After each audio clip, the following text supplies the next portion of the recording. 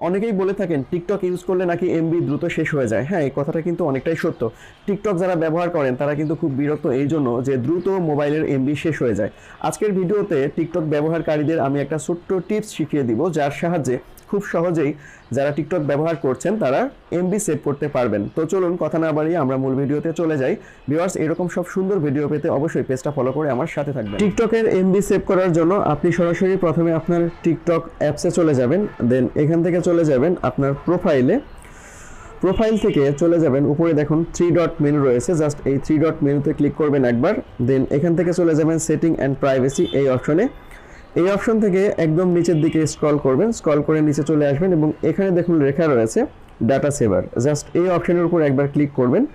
দেন এখানে যে অপশনটা রয়েছে এই অপশনটা আপনার অফ অবস্থায় থাকবে, খুব স্বভাবতই এই অপশনটাকে আপনি অন করে দিবেন। তাহলে এখন আপনার মোবাইল ডাটা অনেকটাই সেভ হবে আগের চেয়ে।